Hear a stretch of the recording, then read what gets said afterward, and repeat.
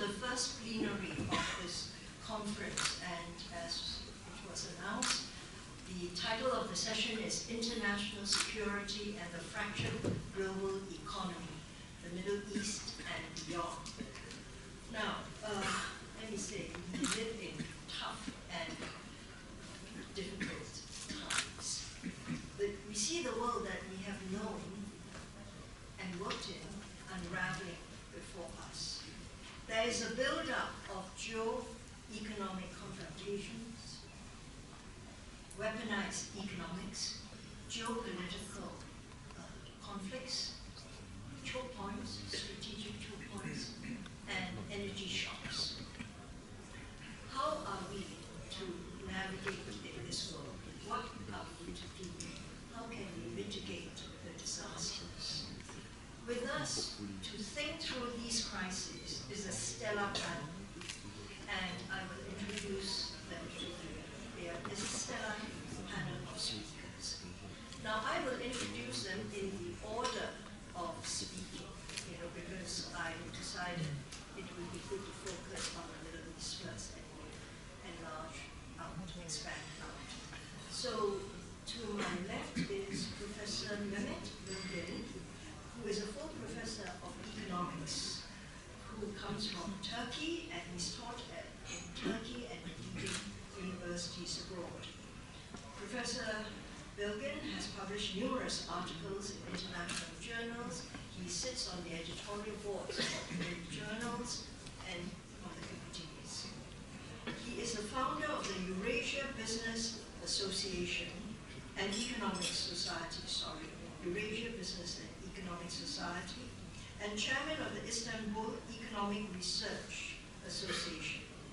And Dr. Bilgin, Professor Bilgin, from 2023 to 2025, served as the chief advisor to the Minister of Trade. And in 2025, he was appointed a member of the President's Economic Policies Board in Turkey.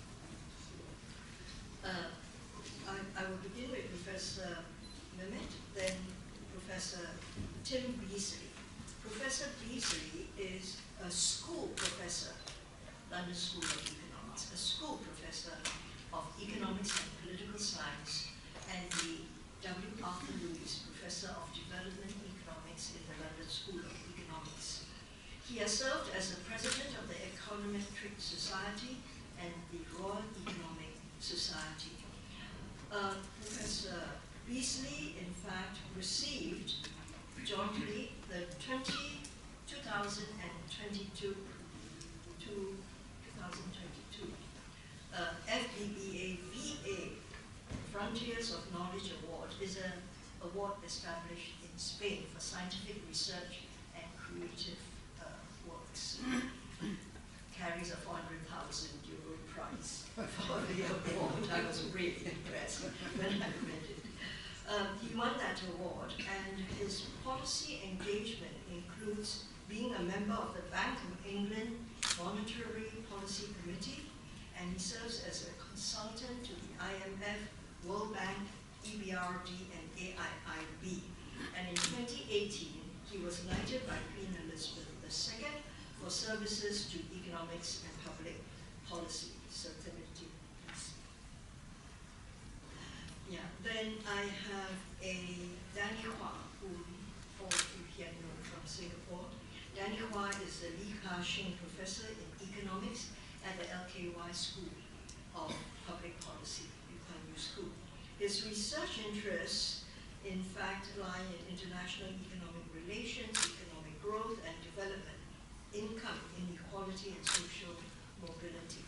Danny's current projects include a study of the modern practice of economic statecraft, including how to build future multilateralisms, very important for us today, and analyze the impact of fraying multilateralism on economic growth and social mobility. Among other positions, Danny serves on the World Bank's President's Economic Advisory Panel, the IMF Shanghai Center Research Steering Committee, and the World Economic Forum's Global Future Council on Economics. In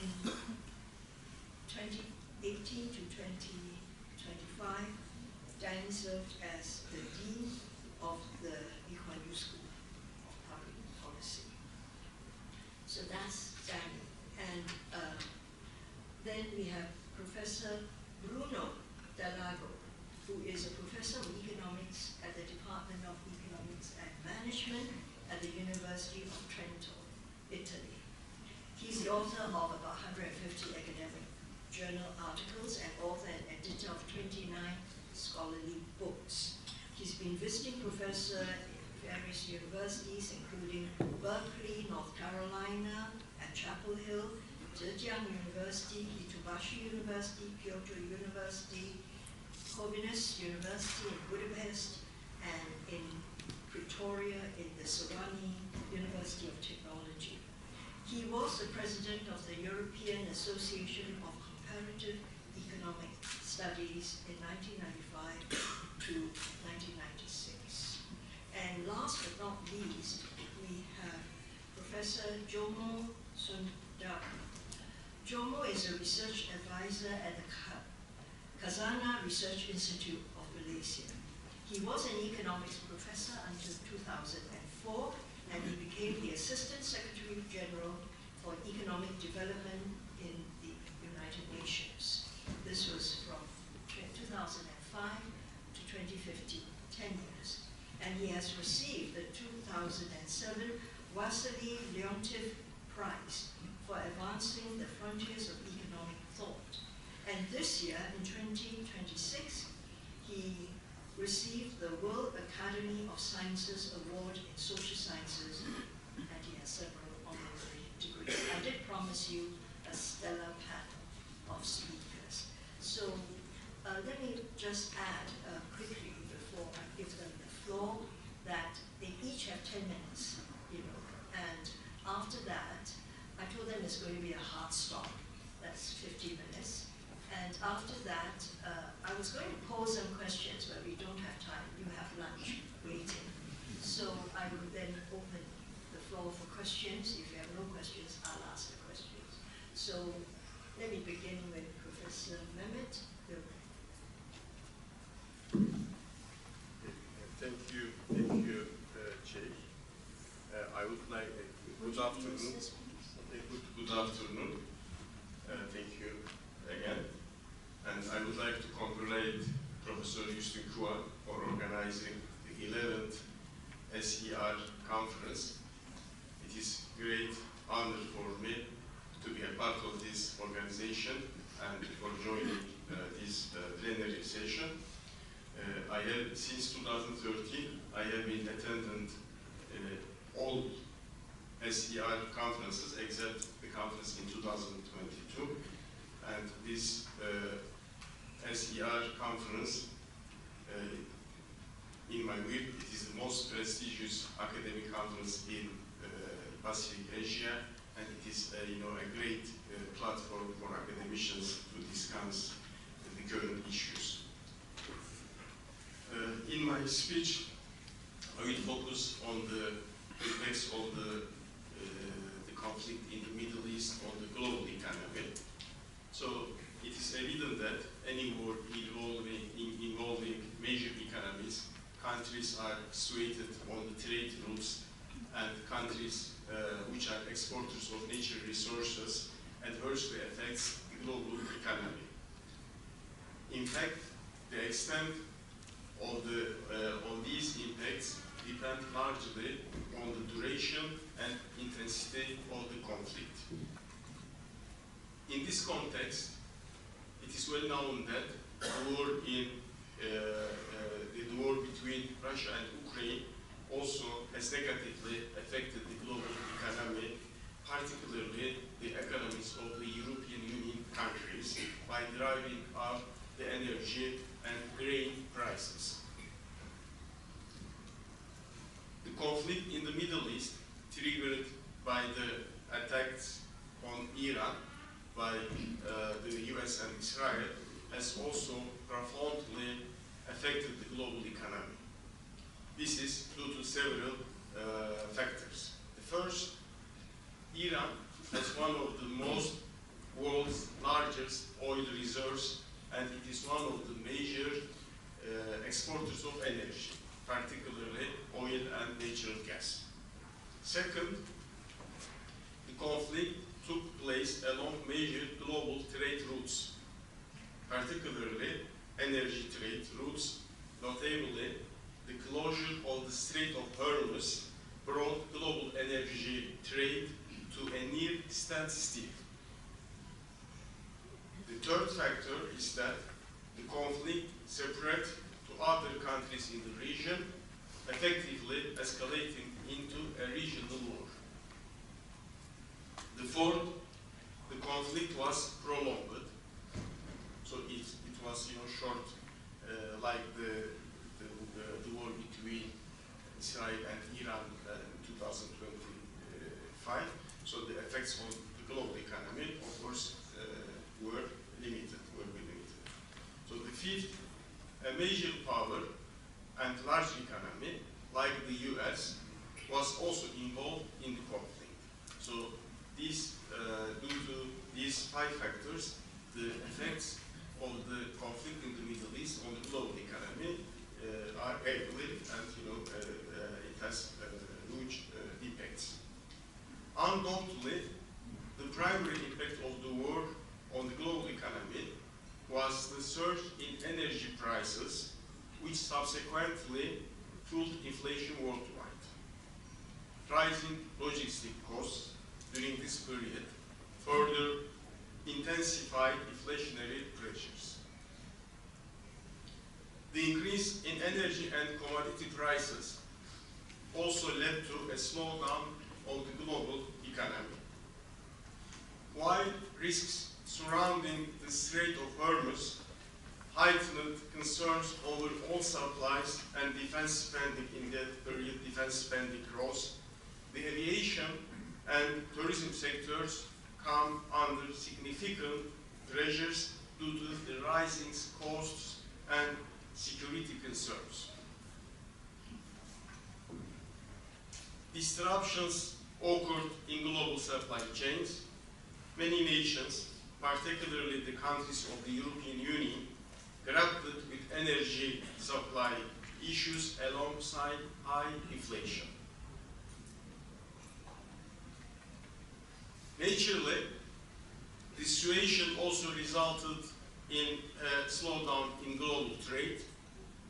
Last but not least, the war has heightened global uncertainty, and developments during the conflict have virtually eliminated predictability.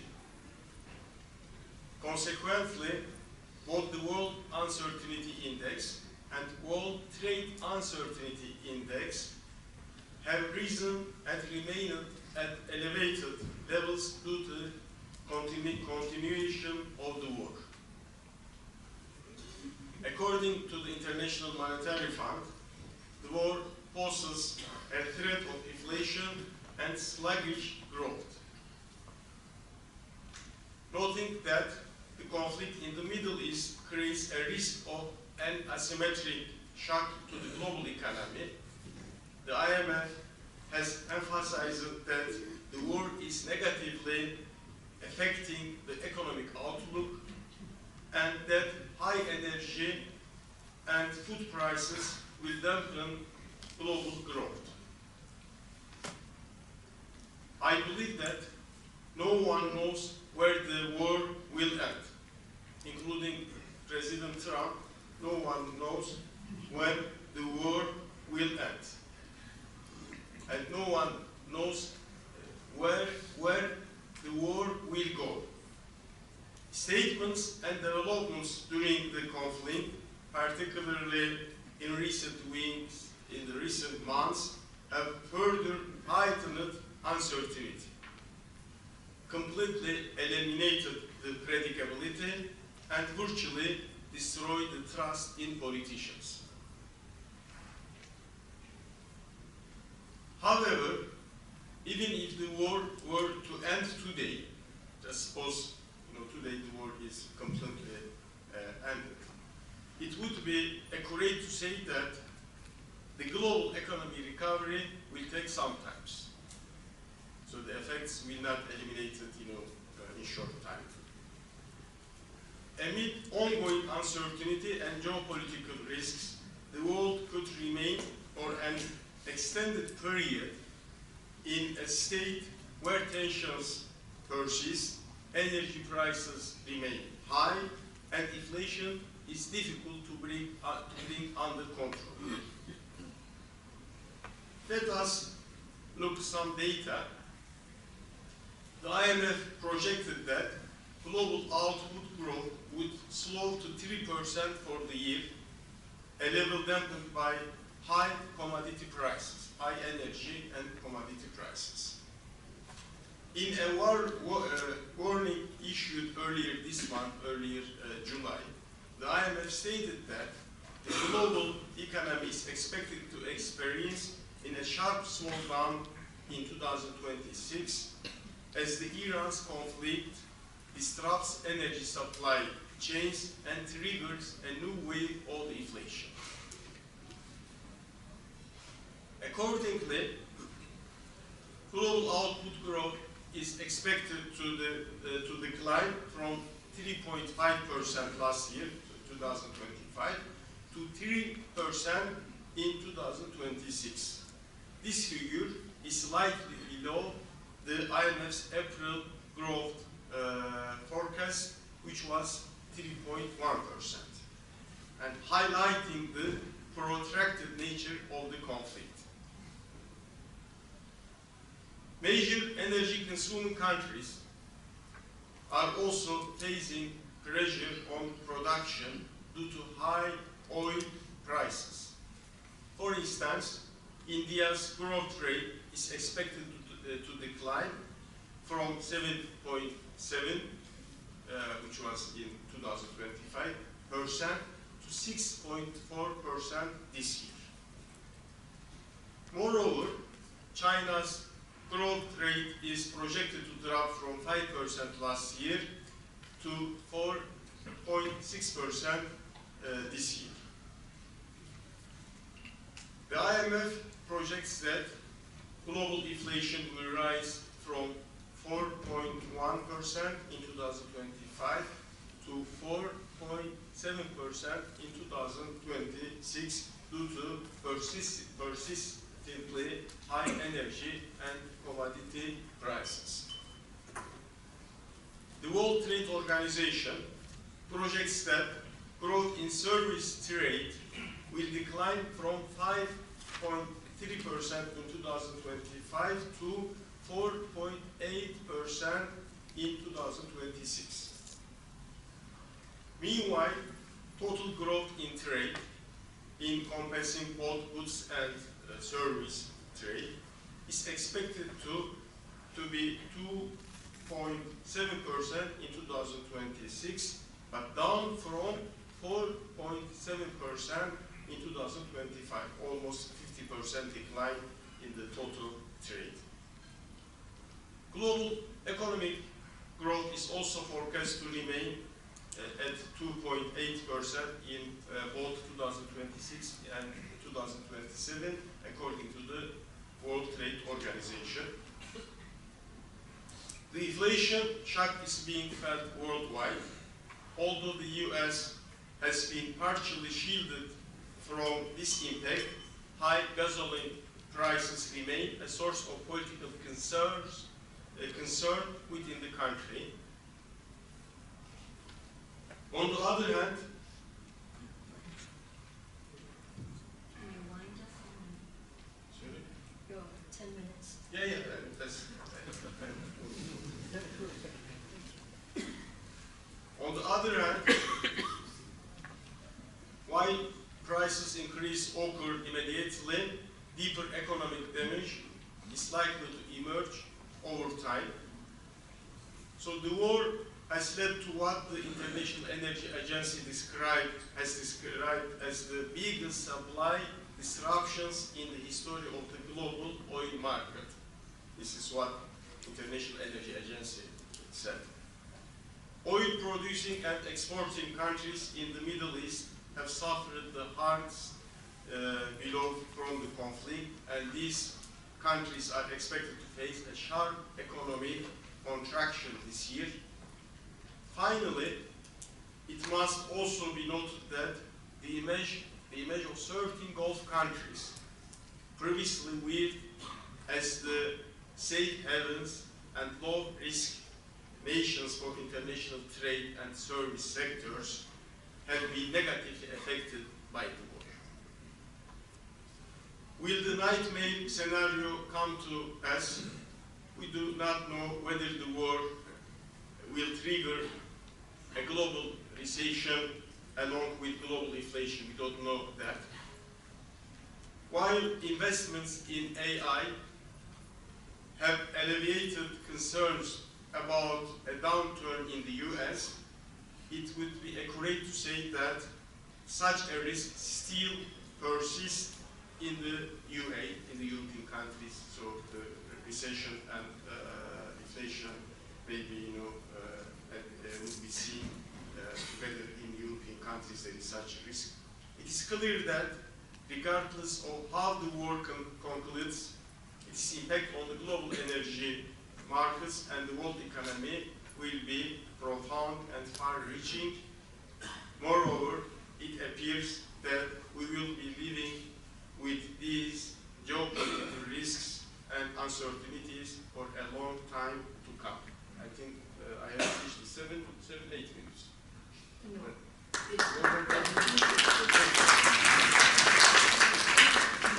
Thank you very much, Professor Bilgin. I give the floor to Professor Beasley. Let's see if we can catch up.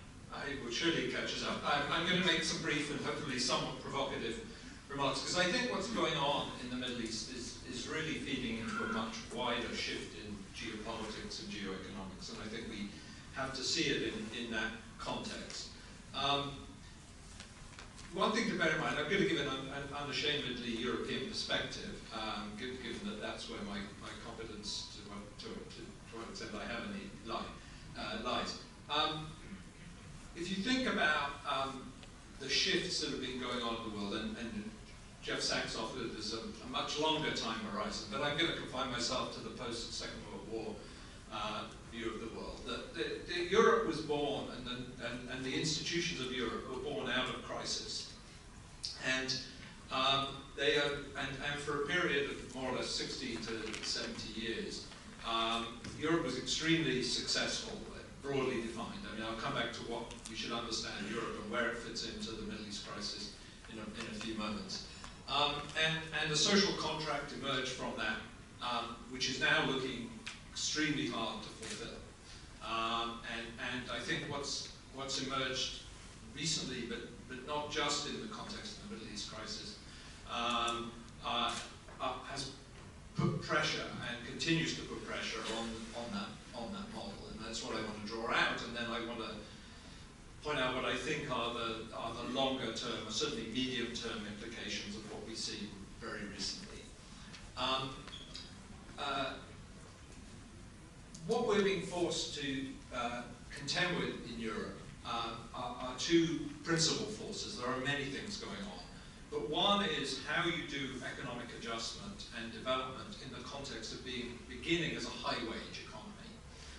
I studied developed economics for most of my career, and there was always a problem of how you manage adjustment in a low-wage economy to enable it to become a high-wage economy. But Europe is currently confronting a process of economic adjustment that begins from high wages, and that in its own way presents a very considerable challenge. And we're under enormous pressure in Europe, both from particularly technological pressure from China and from the US. And suddenly, issues of economic security and national security are becoming fully intertwined. So let me give you a concrete example from national security. Almost certainly any attempts that Europe makes to become competitive in terms of technology would lead to fundamental re-engineering of supply chains beyond anything that we have seen in recent times. And Europe begins largely without a map. Mario Draghi tried in 2024 to provide a map for Europe that would enable it to plug now what is a major technological deficit vis-a-vis both China and Europe.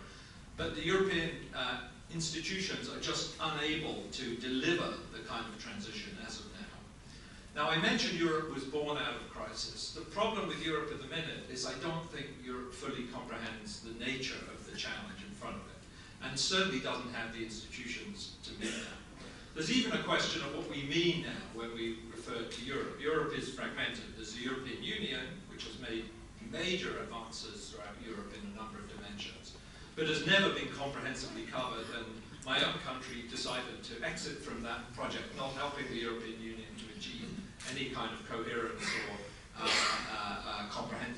comprehensiveness. But before that, on issues of national security, Europe was already fragmented. So Turkey, for example, which has never really been a serious contender for membership of the European Union, is an extremely important part of Europe's security,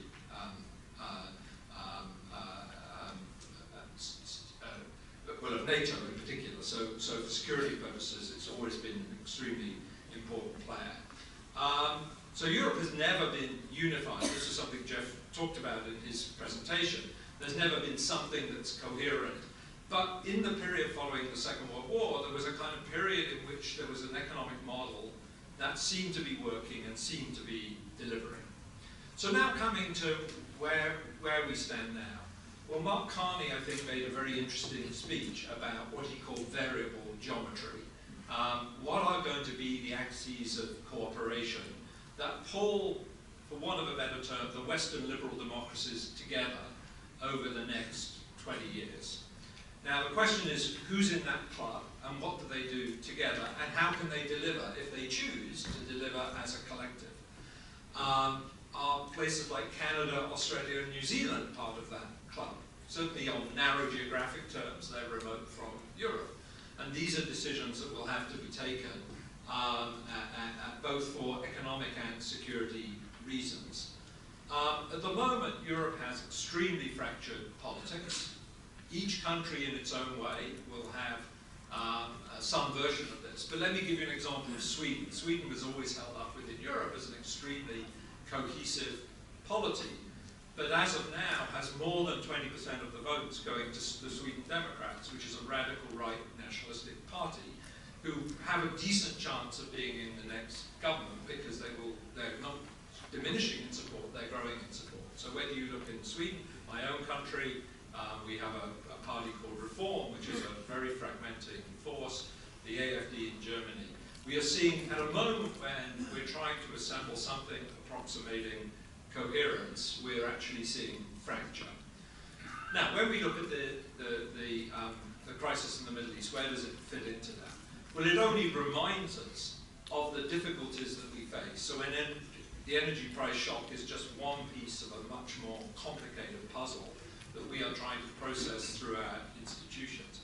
But I suppose the biggest part of it is now what do we make of the US as a member of any alliances that we might want to form in future. And this is the really big challenge that we now face. Do we think the US will revert after the next election and become somebody with whom we in Europe can do business or not?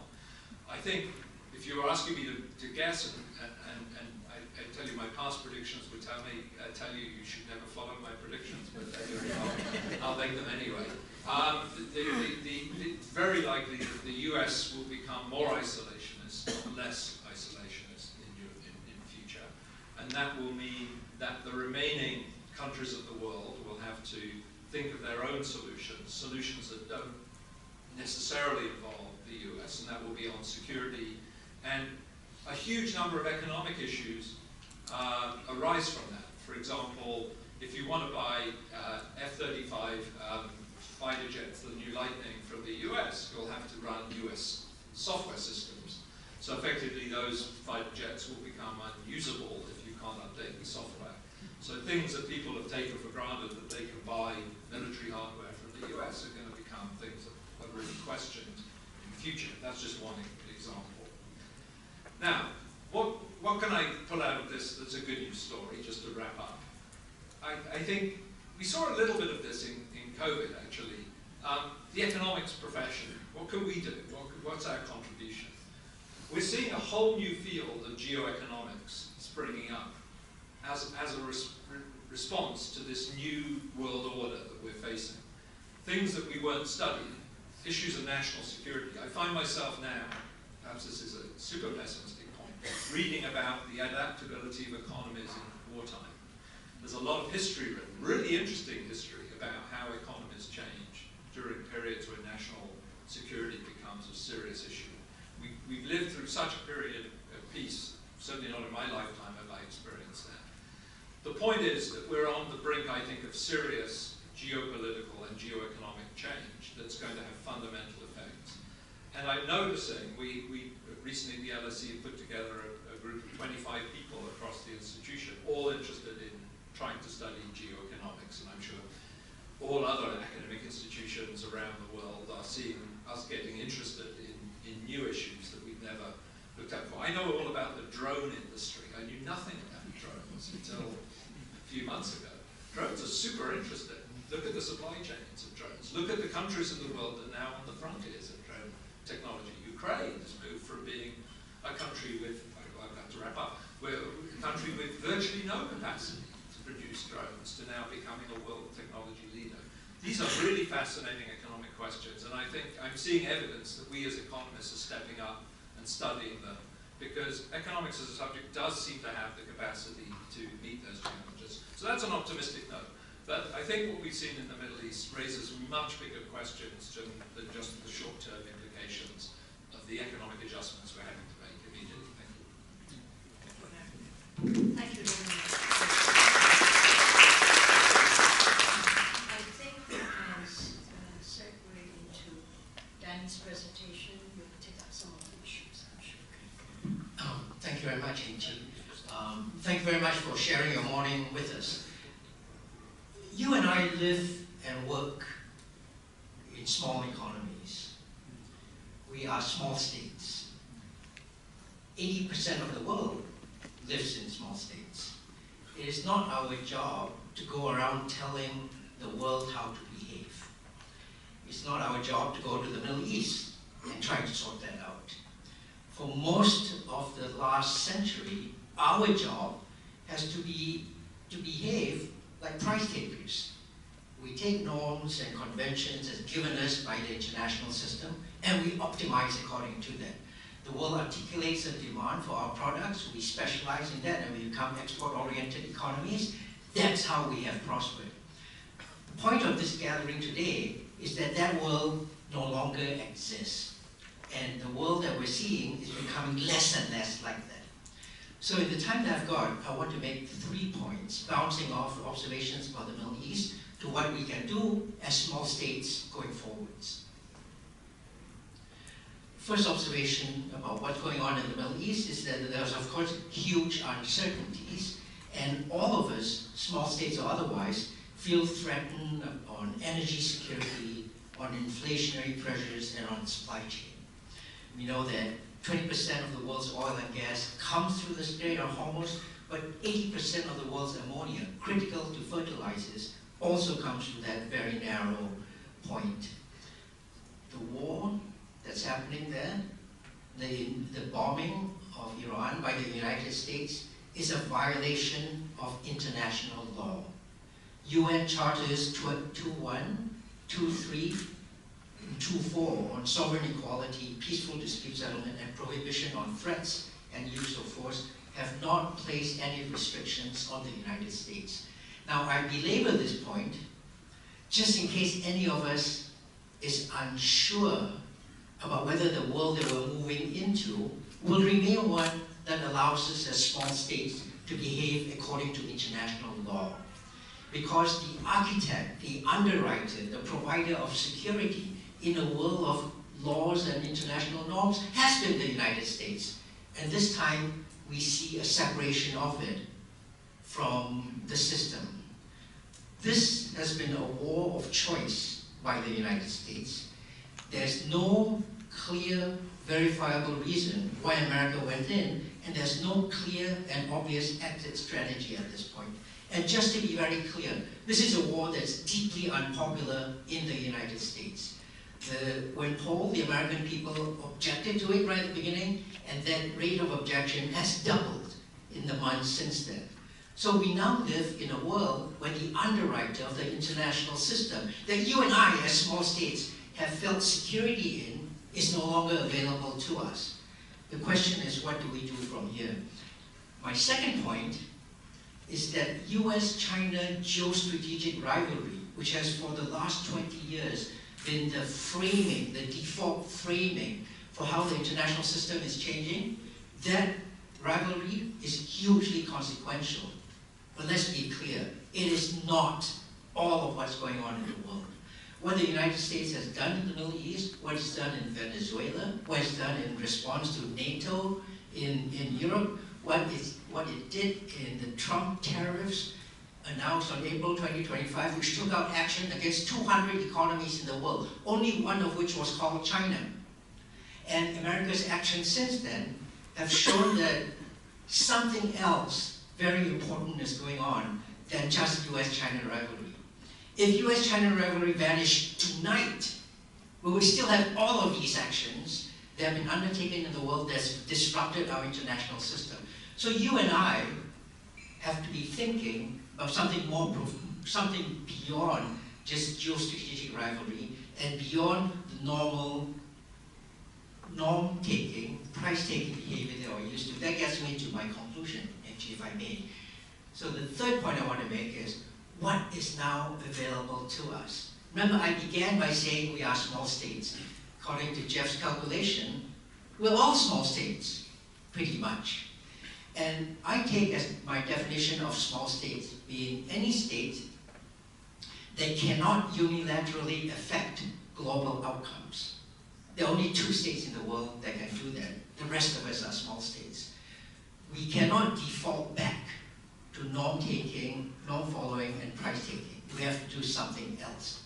So let me end, if I may, by suggesting a range of possibilities. The first possibility is we could align with one or the other of great powers. We could sign up to that camp and hand over our policies, defense, trade, everything else, to either of the great powers and say, we're now in your sphere of influence, you take care of us, we will pay you tribute. That's one possible configuration of the world. That's a spheres of influence world that the world has had some experience with. I don't think that's a good system, but let's keep it in mind. Second possibility is acquiescence. We operate in such a way as to appease the anger of the great powers. Because remember, what the great power action has been on small states is no longer inadvertent. We are now in the crosshairs of geoeconomic, geopolitical action. So the shocks that hit us now that we need to be resilient against are not exogenous natural event shocks. Exogenous natural event shocks are tsunamis, hurricanes, flooding. The shocks that we see today that geoeconomically, geopolitically we have to be aware of are different from those because they come with intentionality. They come with the idea that they can do us harm. Consequently, our response has to acknowledge that. That gets me to the third of my proposals: adaptation and mitigation. One possibility on mitigation is that we form our own groups, we form our own plurilateral coalitions of the willing, so that we build enough geopolitical footprint to stand against a great power. That might be a way to go, but violence surely breeds more violence. One of the characteristics that economics has taught us is that when you are playing a game against a player with intentionality, traditional single-agent optimization strategies no longer work. You can play mixed strategies, you can mix up, align, acquiesce, adaptation, and mitigation. So part of what, since Tim has talked about what LSE is doing, let me say that at the Lee Kuan Yew School, we too have an initiative that looks at these possibilities: alignment, acquiescence, adaptation, and mitigation. How do we build small state resilience in a new world order that is no longer rules-based and multilateral? Let me end it at that. Thank you very much.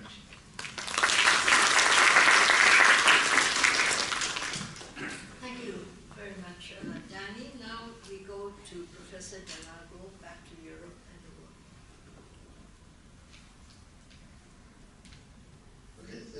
much. Europe is a small part of the world, so I would love to start from very basics. If you want to understand what the future looks like, we should understand what the causes of the present situation, the origin.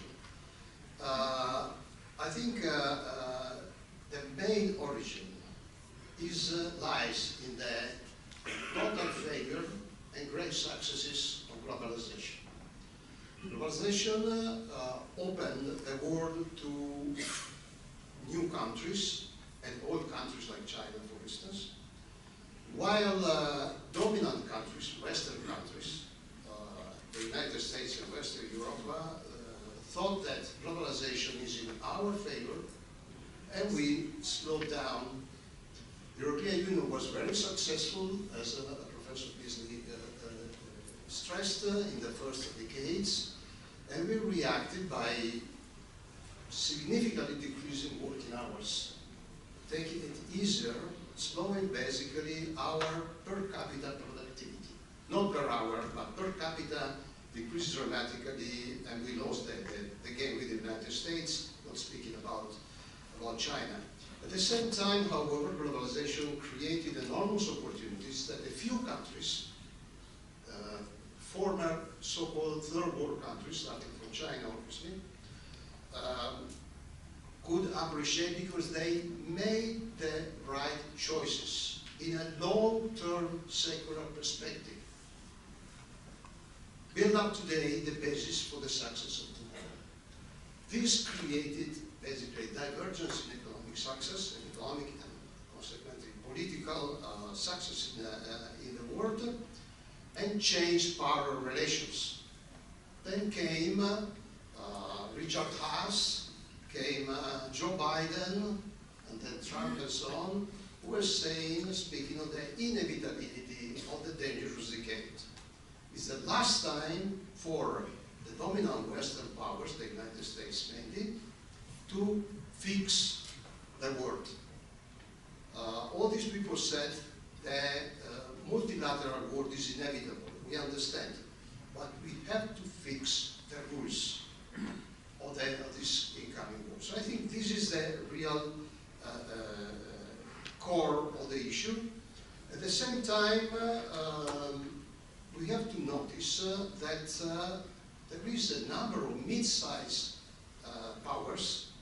Iran in these days obviously is perhaps the most evident, but let's think about North Korea and a few others who reached such a strength that they are unable, the West is unable to discipline them. So only negotiations, President Trump understood yesterday that we have to negotiate. North Korea did what any reasonable, unfortunately from my perspective, mid-sized power should do, get atomic bombs. Now North Korea is out of the crisis, of any international crisis. Nobody is speaking of that, and it's living apparently with its own domestic challenges only.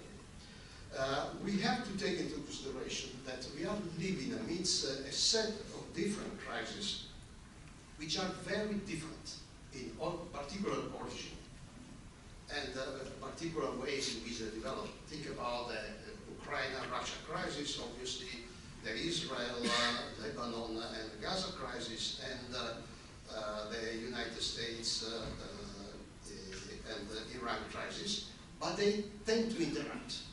And this is what is really dangerous. So the effect of this interaction, together with the structural factor, is global turmoil, a total lack of governance. So what is the present situation is that we are not really worried for what happens in energy.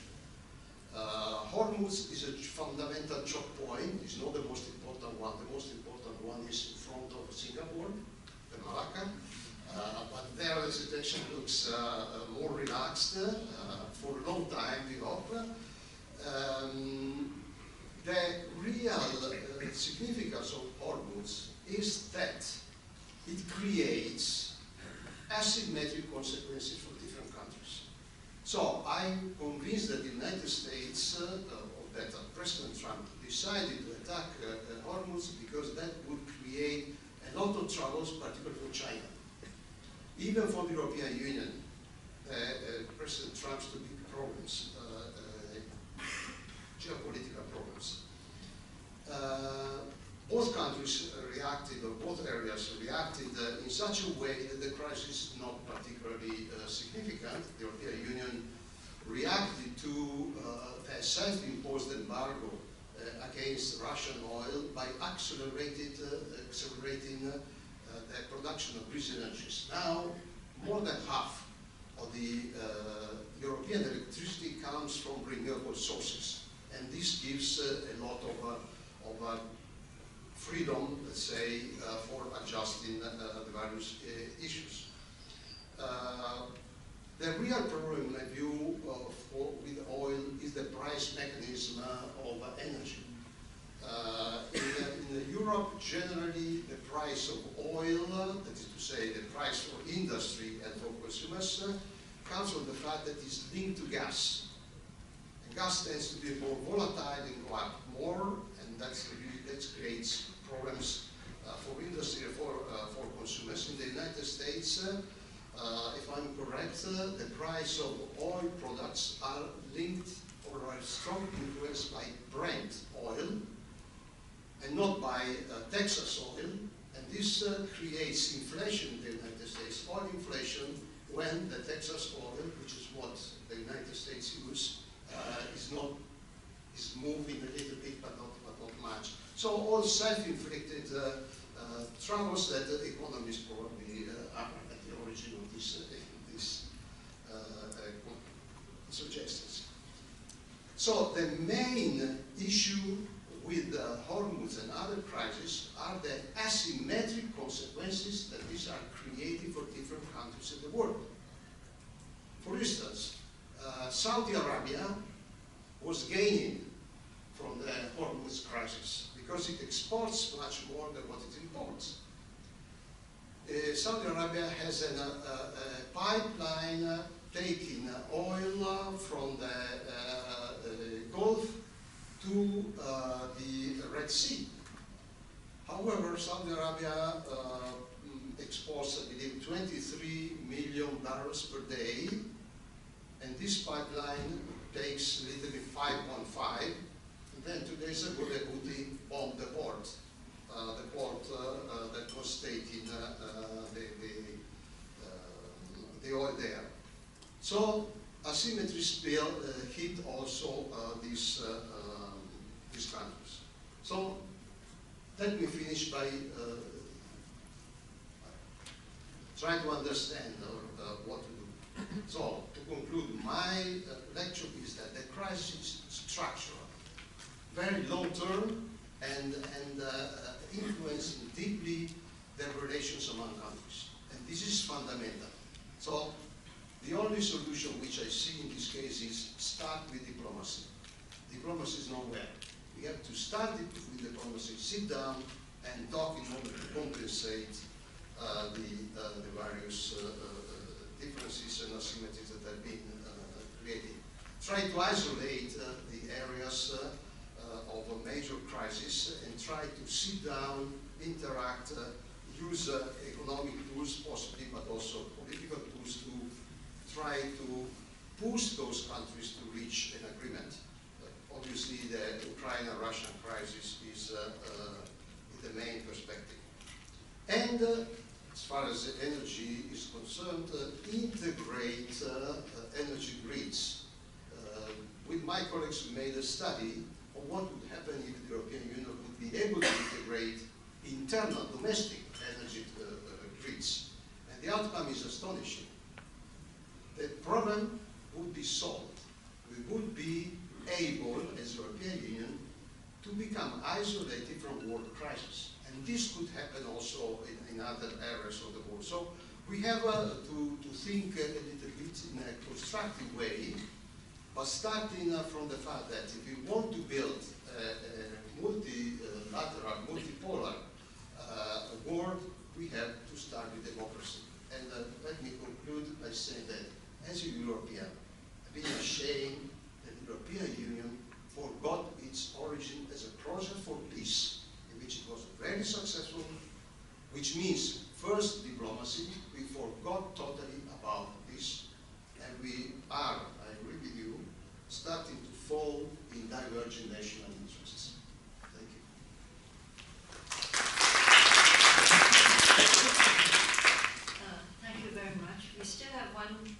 speaker, and that's Jomo. You have the floor, Jomo. Thank you very much, Ambassador Chan. Thank you to the organizers for kindly inviting me to be in this session. I think we live in extraordinary times. Once we used to talk about law and order, and now we have a situation where some people order and the rest of the people have to follow the law. But not everybody follows the law. This is a very new these are new times, including on the international stage. And it's also important for us to recognize that when we think of security today, we're not just thinking about military security, but we're also thinking increasingly about economic security. And so the weaponization of economic relations and economic arrangements have consequences which are very wide. Now, after the end of the First Cold War, I think we had a brief moment of so-called unipolar sovereigntism. And we have since then agreed that we now have a more multipolar world. But I would suggest that the multipolar world is actually inimical to multilateralism. It poses a lot of problems. Now, one of the issues which we have today, of course, is that the kinds of policy influences in the world are actually quite diverse. And so when Mearsheimer and Waltz, over 2 decades ago, wrote their book on the Israel lobby, they probably were marking the beginning of a phenomenon which has become far more extensive. So the kind of so when we talk about Hormuz, or we talk about the recent war, we are really talking about a war which was largely driven by Israel. The protagonist might not necessarily have been Israeli, but certainly was driven by Israel. And the consequences, as we have heard, affect not only oil and gas, but also fertilizers, helium, and supplies, and so on and so forth. So this triggers basically not only a fuel crisis, as in the 1970s, but also food crisis potentially, and tremendous disruptions to production chains or supply chains, if you will. Now, all this doesn't begin with Trump 2.0. It begins much earlier. I would argue that the period of neoliberal globalism associated with people like President Clinton basically gave way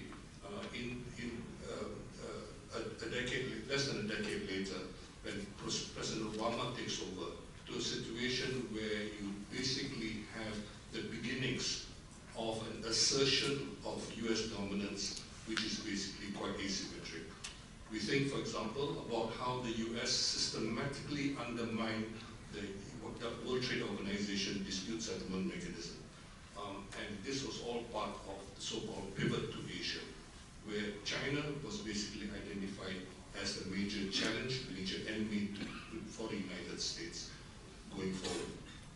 Now we now have a situation also that the Western, that the 2008 so-called global financial crisis, I would insist that it was actually a Western financial crisis, gave rise to a period of quantitative easing, which lasted more or less a decade, which created and sought the conditions for the kind of financing of military build-ups and making possible the kind of inflation and so on, which I would argue, without elaborating at this point, have given rise to what might be termed stagflation.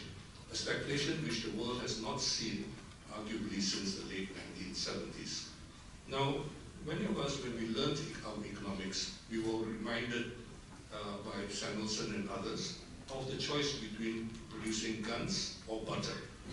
Today, the Chancellor of Germany, for instance, celebrates what he calls military Keynesianism, that you can substitute the production of, say, Mercedes-Benzes at the Stuttgart plant with the production of Leopard tanks, and these are supposedly substitutable.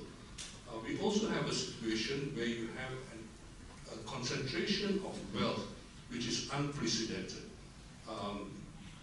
Mr. Musk recently became the world's first trillionaire, but the converse of this, of course, is a reduction of what might be referred to as consumer demand, and this also has very important implications. I would put it to you that we now have a situation where generally speaking, feels very, very vulnerable, not only militarily, but also economically. And this is exacerbated by the worsening stagflation prospects, which I referred to earlier. So, what do we have in our region? With China new enemy and Southeast Asia being conceived of increasingly as a possible theater of war, this region has become much, much more vulnerable. The principles of ZOPFAN, announced in 1973, are largely ignored. This becomes a major problem for countries which are very vulnerable, as we have heard from the other panelists, and this poses very important issues. Now, we now have a situation, therefore, where I would suggest, without elaborating again, that Trump 2.0 has now created the conditions for exacerbating what might be termed as a perfect storm. A perfect storm from an economic point of view, which threatens the world and this region included with the prospect of stagflation. Thank you.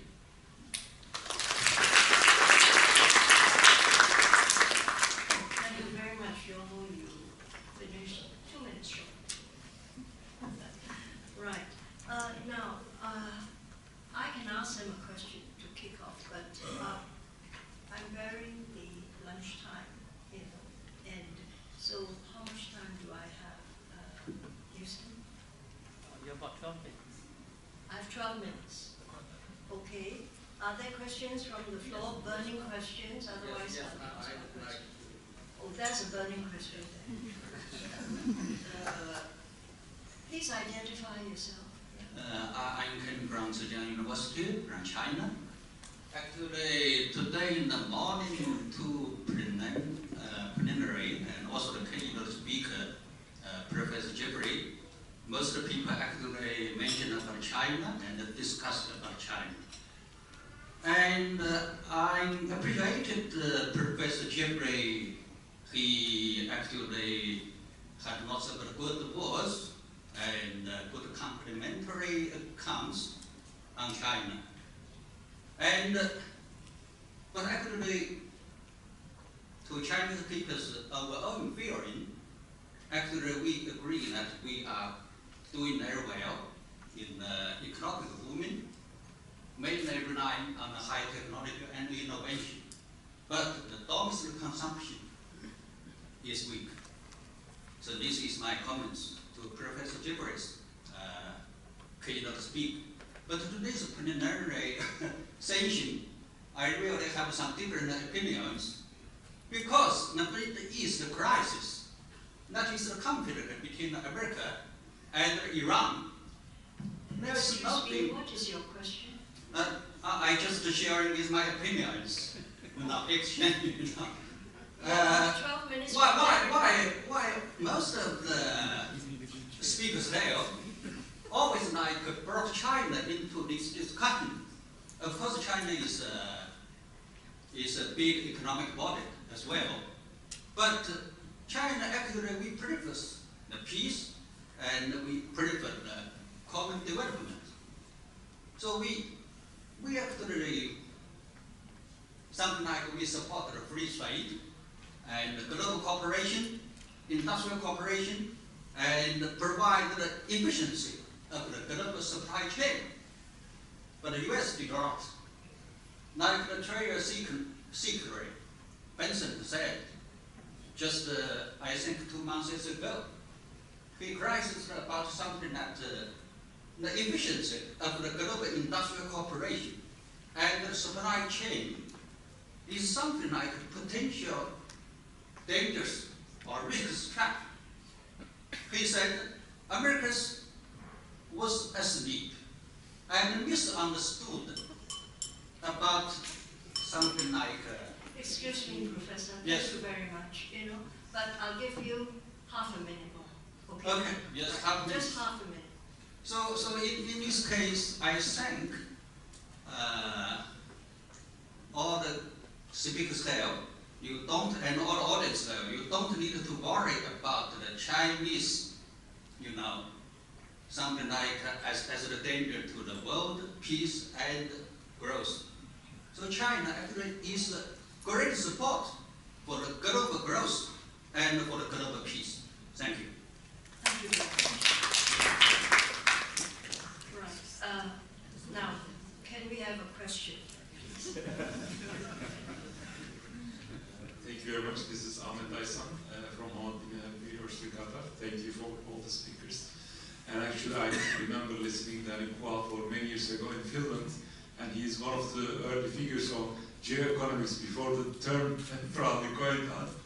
I remember listening to his center of gravity, and at that time the center of gravity was passing through my hometown in Turkey, in Izmir. So it's great that right now many people are talking about geoeconomics. But my question will be all about Europe, actually, to probably Tim Leslie and our professor from Italy, or everyone probably.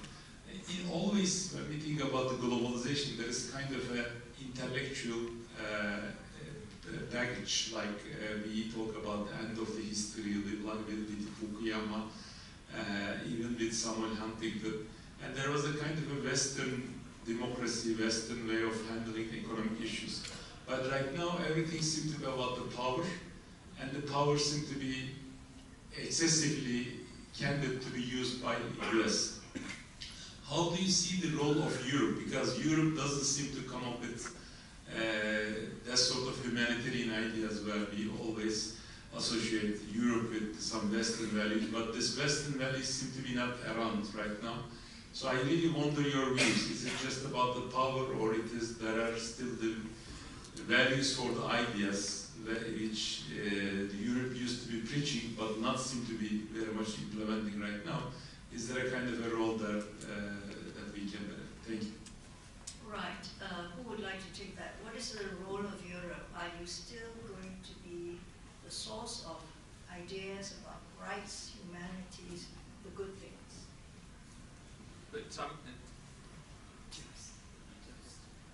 at some level, that's the principal challenge, because I mean, Europe's self-image, and what's Europe here? So we have to be a little careful. But the kind of core idea that runs through Europe from some point in the 17th century is some notion, like you say, of liberal values that emerge, and out of that emerges what we think of now as a system of Western liberal democracy.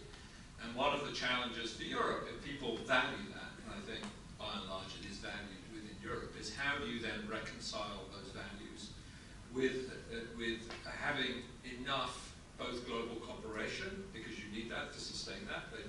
No one country can sustain that. There has to be a network of countries who subscribe to that and live by those rules. And the other is how you reconcile that with economic adequacy, not even success. And I think both of those things are under challenge. Both this direct challenge, if you look at survey data on the younger generations, we're at a point where support for Western liberal institutions is an all-time low among younger people in Europe. And the second thing is that the economic challenge is at the minute struggling to be met. So, you know, I personally believe that with the right amount of collective action within Europe, we can meet that challenge. But it's not going to be a simplistic thing, oh, the European Union has to do X or Y. It's going to be that we recognize that we are part of a common tradition and that we're willing to do the things to support and sustain that. The moment that, I think, is creaking, I mean, there's no question or doubt that we are not at a point where we can be self-satisfied. But that's what I think will be, if anything unites Europe, it's a belief in building a set of societies that live by a set of values that sustain that. Are there other questions? Yes, please.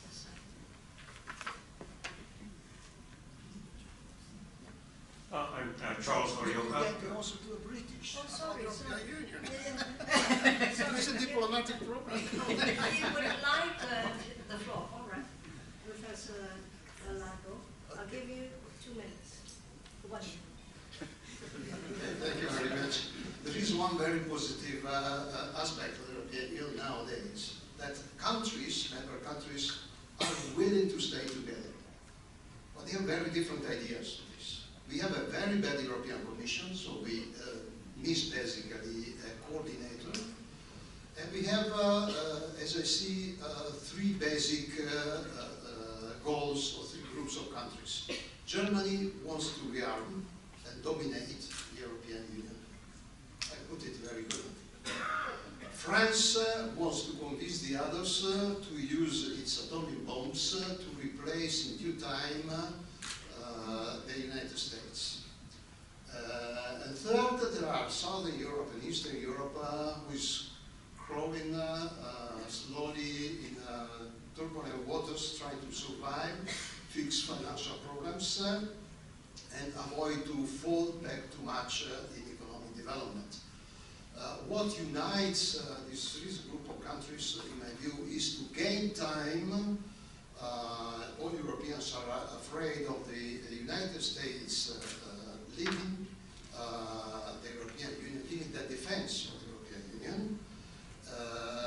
And then officially speaking, because we are all afraid of Russia, I don't see any chance for Russia to be a military threat to the European Union.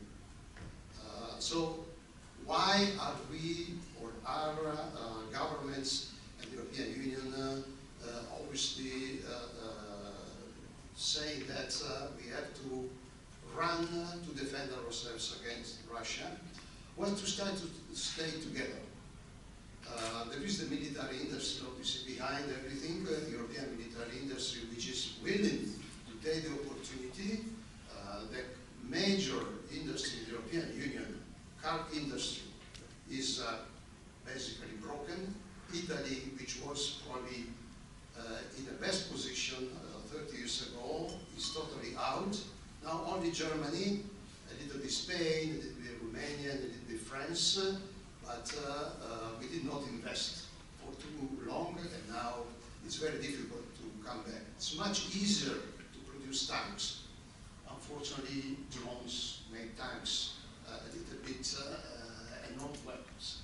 So I think we are in a deep uncertainty with too many divergent interests, and I don't see for the time being a cohesive force. And I hope it won't be full militarization of the continent. Thank you. Now, this gentleman in the second row. Yes. Charles Horioka of Kobe University in Japan. I wanted to thank the panel for very illuminating presentations. My question was, is there any role that international organizations can play? Danny Quall was mentioning that the U.S. actions in Iran clearly violate the United Nations rules, and have international organizations become impotent because there are certain countries that I will not mention by name that are violating the roles of international organizations, withdrawing from international organizations, reducing funding to international organizations. Is there some way that international organizations can take control a little bit more and try to promote international security? Thank you. Jomo was at the UN, and I think maybe Jomo, you would like to answer that, and anyone else, Danny? Thank you very much. My own impression, and part of the reason why I chose to leave the UN system, is that there has been a sense of, since the end of the First World War, there has been a sense of the increasing irrelevance of multilateral institutions. So while the United Nations system, broadly speaking, has been most directly adversely affected, we also see this with the World Trade Organization largely being, selectively being ignored. You see this even with the Bretton Woods institutions. The IMF managing director is under a lot of pressure, and so on and so forth. So the decline of multilateralism, which was created after all by none other than Franklin Delano Roosevelt, has been going on for a number of decades, and that's why I started off by referring to what was called unipolar sovereigntism right after the after the end of the First World War. If you look at the journals, Foreign Affairs, for example, there was actual discussion of sovereigntism and all that implies. have a situation where we have a selective use of the rule of law, and this, I think, is part of the problem. So I don't see this happening unless there is a big push, particularly, for example, by Europe, to try to strengthen the institutions of multilateralism. Once upon a time, there was such efforts by Europe, but I don't see that in the recent period. The effort requires money, resources. That's it. If I may pick up on this as well, let me just make 3 quick points. The first is that on multilateral organizations, I think multilateralism is important, but multilateral organizations need to change. By multilateralism, I just mean a level playing field, a commitment to peaceful dispute resolution, and a tendency to cooperate in the face of common challenges. These are not hugely demanding things. We ought to be able to come up with organizations that provide those without the huge overarching structure of historical multilateral organizations. My second point is, I'm a big fan in my work of, that I'm trying to develop, of sometimes what's known as G- groupings. You know, there are G2, G7, G8, G- groupings where great power, presence, and permission are optional. You do not need them. Let me give you 2 examples very quickly. The Multi-Party Interim Arbitration Agreement, MPIA, which sits within the WTO, which sprang into being when America refused to admit new judges to the appellate body. MPIA self-consciously announces it does the work of what would be the appellate body, but only for those groups that sign up for it. The European Union was one of the very first to sign up, and then we're now up to over 60 members. And it's well-functioning, it does the job. Second possibility is to think about these groupings, which I think of as plurilateral. They're there for a purpose. Plurilateral organizations are the way to go. CPTPP, you know, the early version of that TPP trumped Torah, but Japan then picked it up and said, we'll build a new CPTPP based on exactly the same principles. Trump has, in the last 7 years, not said a single word against CPTPP, even though he objected so much to TPP. Britain has just joined the Comprehensive Progressive Trade Trans-Pacific Partnership. So there's a lot of hope, in my view, for plurilateral small organizations set to solve specific problems, not big sprawling multilateral architectures like we had in the UN. Thanks very much, Charles. Good to see you. I think there is nothing they can do because they don't have power and there is no such environment in the world. And actually there is no global order, you know. How can we describe this century? I think it is the century of geopolitical tensions, the century of uncertainty. If you know, we look during the Cold War, there was a global order. Even if during the globalization period, there was a global order, but now there is no global order, and there is no such environment. Just one sentence about the European Union. I think European Union has many challenges. It is not easy their jobs because the economy they have, the members have different. The economies are very different structure economies, different political views, different culture structure, and on major issues, even on major issues, they do not the same way the members. So I think the challenges is so hard for the European Union countries in the future. Well, thank you very much. We do come to the end of this panel where we've covered quite a wide range of views, but on focus questions discussing really what is happening in the world in terms of geopolitical conflicts and how it impacts on the economies and then how it impacts on all of us. I did have one question and I want to end with that because I didn't ask a question, I'm going to make a point. And it is in answer to Danny's optimism about the new plurilateralism, minilaterals, and this world of G-. I wanted to put that as a question to all of you. Who sets the rules now when you have a fractured global economy and fragmented multipolarity? Who sets the rules? Plurilateral groups, CPTPP, RCEP, FITP, which is what Singapore created, of a trade corridor between New Zealand to Chile, taking in Costa Rica, Rwanda, Morocco, Iceland, you name it, just small countries. But can that hold? And what happens, you don't have the two largest economies in the world, all power centers, included in the group. So it's a temporary plan B for the time being until you hope sanity somehow returns. But does that work? You see, and I wanted a discussion of this. Too bad. That's for the next discussion. And in 2 years' time, I wonder what will happen. So, but thank you very much all for being so